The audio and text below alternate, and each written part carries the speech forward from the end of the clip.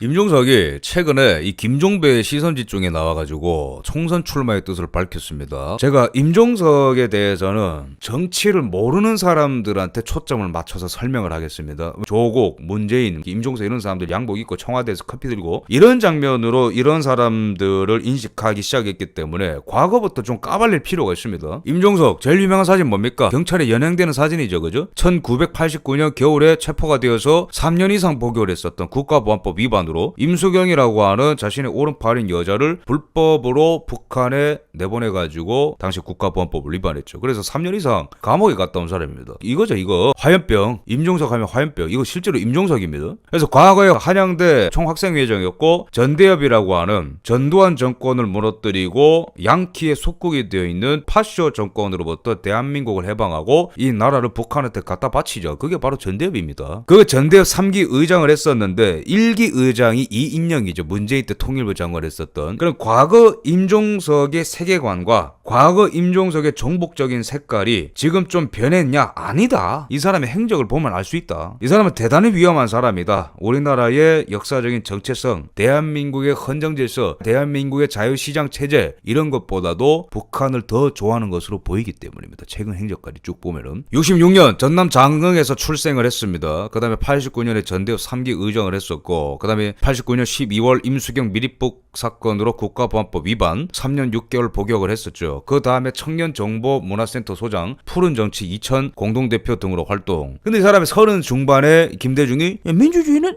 청년 중심으로 돌아가는 것이요. 청년 정치인들을 모집을 했던 거죠. 그러면서 16대 국회의원에 당선이 됩니다. 그리고 17대 국회의원도 돼요. 근데 이 사람이 이 뒤에 한 행동이 뭐냐면은 국보법 폐지를 비롯한 이런 거 하고 돌아다니는 겁니다. 그 다음에 북한 인권법 제정 반대. 이게 뭐냐면은 미국과 우리나라가 북한 인권을 위해서 기본적으로 이런 법을 제정을 해서 북한의 인권을 위해서 일하자. 그런 거를 반대하는 사람입니다. 무슨 신분으로? 국회의원 신분으로. 그 다음에 북한과의 교류 사업 이런 것만 했던 사람이에요. 국회의원 할 때. 그 다음에 2014년, 2015년에는 박원순의 밑에 들어가가지고 정무부시장을 했었고 그 다음에 2016년에 20대 총선에 도전했으나 당내 경선에서 밀렸고 그 다음에 문재인이 비서실장. 이 사람의 패턴은 뭐냐면은 기회가 오면은 기가 막히게 들어가가지고 국회의원 하다가 예전에 하던 국가 전복 그런 습성 못 버리고 국가보안법 폐지를 위해서 국회의원 활동하다가 그 다음에 이제 낙선하면은 또 서울시장 밑에 들어가가지고 정무부시장을 하거나 또 총선 나갔다가 떨어지면은 문재인 행정부에 들어가가지고 비서실장 일하거나 그런 패턴인 겁니다. 그럼 지금도 뭐냐? 또 국회의원 나오려고 하죠. 똑같은 거예요. 그럼 이 사람이 한 행동을 일관되게 쭉 보면은 옛날에 화염병 던지던 시절보다 오히려 진화하면 진화했지 못한 건 없다. 바뀐 거 없다. 이런 식으로 말씀드릴 수 있겠습니다. 이 사람이 국회의원 할 때 어떤 행동들을 했냐? 2002년에는 한총련이라고 이게 전대협의 후신이거든요. 전대협이 이적단체 판정을 받고 그 다음에 그게 한총련으로 변신합니다. 한총련도 이적단체로 규정이 되니까 이적 규정 철회를 위해서 국회의원 탄원서를 제출했어요. 국회의원 신분으로. 과거에는 화염병으로 얘기했죠. 근데 이제는 국회의원이 되어가지고 국회의원 신분으로 한총련 이적단체 규정하지 말아달라고 사법부한테 제출하는 거예요. 옷만 바뀐 거예요. 옷만. 그 다음에 국법법 폐지 간담회를 2004년에 열으면서 국가법법 폐지하면 김정은의 졸개들이 안 그래도 이렇게 많은데 청주 간첩 사건 같은 거 터지는 나라가 우리나라인데 좋아하겠다 간첩들이. 그 다음에 연합뉴스와의 인터뷰 2004년 7월에 북한은 통일을 해야 할 우리의 반쪽이고 한민족인데 주적이라는 표현을 더 이상 쓰지 않는 게 좋겠다. 이 소원 달성했죠. 문재인 때 국방배서 때 북한은 주적이다라는 표현이 빠져버렸잖아요.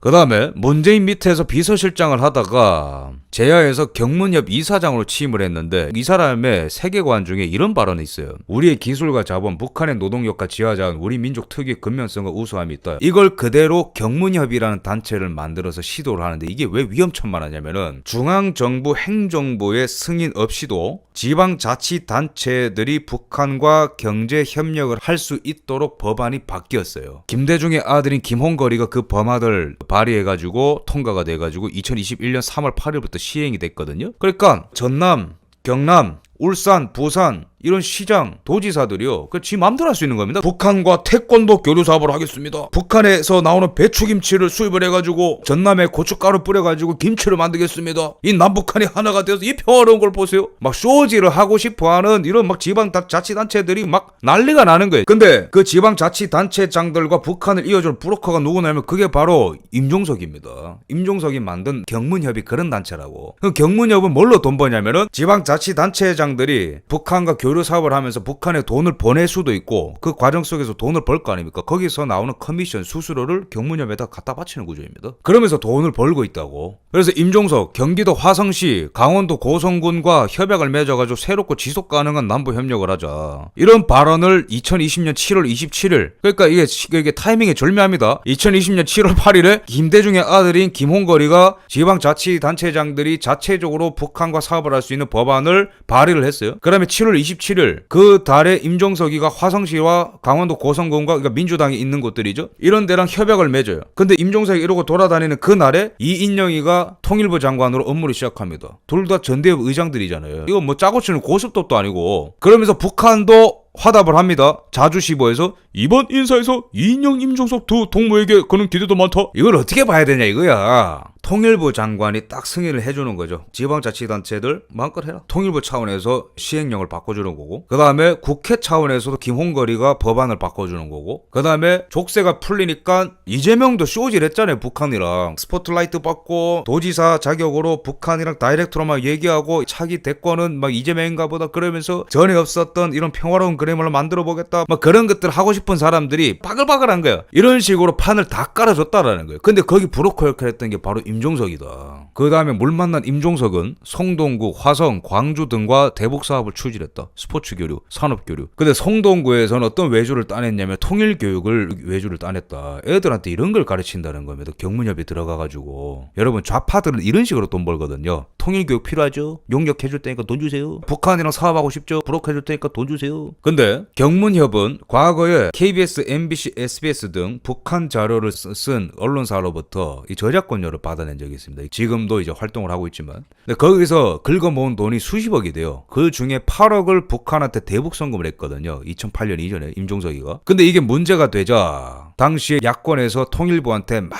요청한 게 뭐냐면 임종석 지금 이상한 거 하고 돌아다니는데 과거에 북한한테 대북 송금했다며 그거 정확하게 어떤 경로로 갖다 바쳤는지 북한 측의 수령인은 누구인지 공개해달라 했는데 당시에 통일부 장관인 이인영은 거부했습니다. 왜 거부합니까? 이거 깔끔하면 왜 거부하냐고. 돈 누구한테 줬으며 액수는 얼마며 어떤 경로를 통해서 줬는지 이걸 왜 거부합니까? 그러니까 냄새가 난다라는 거죠. 임종석 이런 걸 하고 돌아다니는 겁니다. 근데 더 결정적인 거는 여전히 경문협이 갖고 있는 돈이 있어요. 수십억이 있습니다. 근데 우리나라에서 연평해전 유족들, 강제납북자 가족, 한국전쟁 당시에 국군 프로 됐었던 사람들의 유족들이 북한 김정은한테 소송 걸어가지고 우리나라 법원에서 판결을 해가지고 북한과 김정은이 배상금을 내라 이렇게 판결한 게 있습니다. 4건 소송이 있어요. 근데 북한이 당연히 돈을 안 주죠. 근데 우리나라에 귀속된 북한의 재산이 유일하게 남아있는 게 경문협이 갖고 있는 돈이 있습니다. 왜냐면 이것도 북한 돈으로 칠 수 있는 거니까. 근데 그거를 법원이 약 경문협 8억 5,452만 원 배상금으로 내 북한한테 피해 입은 그 유족들한테. 근데 그거 거부하고 있습니다.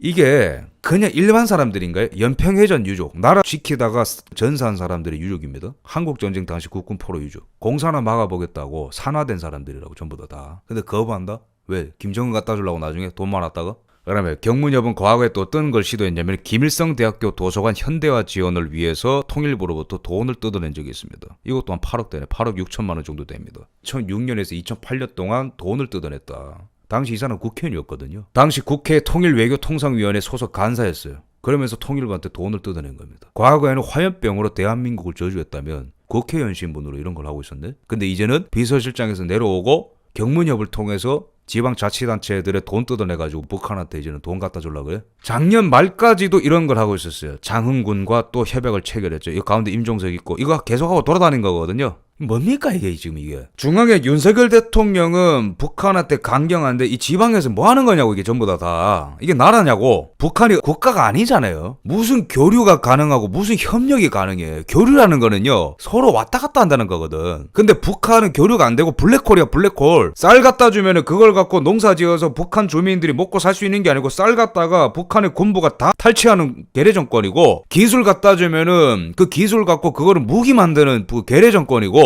허위를 베풀고 저작권료를 갖다 주면 그걸 갖고 김정은이가 위스키 사 먹는 데가 바로 북한이야. 이런 거 하면 안 돼. 그래서 이런 행동들을 꾸준히 해온 임종석이 과연 국회의원의 자격이 있는가 이런 말씀을 좀 드리고 싶습니다. 수원 광주시로부터도 전시회 열어주고 수원과 광주로부터 돈을 뜯고 전문성이 없고 이 사람은 북한밖에 없어요. 임종석은 북한 근데 그 엽기적인 행태는 국군 포로 유족들한테도 그 돈을 안 주고 버티고 나중에 북한한테 갖다 바칠 걸로 유력하게 보이는 그 돈을 움켜쥐고 있는 임종석을 보면서 여전히 이 사람은 대한민국 국민의 자격도 없고 국회의원의 출마 자격도 없다 이런 말씀을 드리겠습니다. 과거에 임종석은 이 땅에는 56년 동안 오직 국가안보라는 허를 쓴 정권유지법, 인권탄압법, 민족분열법이 있었을 뿐이다라고 얘기했습니다. 이 사람이 만약에 국회의원 당선되면은 이런 발언 하지 말라는 법 있나요? 최근까지도 그런 행보를 걸었던 사람이 국회의원 됐을 때 그런 발언 안 할까요? 아주 뱀같이 돌려서 이상한 행동을 할 가능성이 굉장히 크겠죠. 국가 안보에 반하는. 국군 포로에는 돈 절대 못 주고 북한한테는 열심히 퍼주는 자가 국회의원이다. 그 나라는 죽은 나라입니다. 이런 철없는 인간들이 갖고 있는 세계관, 전대협의 세계관, 전대협뿐만 아니라 그냥 이 운동권의 세계관은 제가 이 사진들로 요약을 할 수 있을 겁니다. 가운데 임종석이 이제 손을 들고 있죠. 그죠? 왼쪽에 있는 게 강철 서신입니다.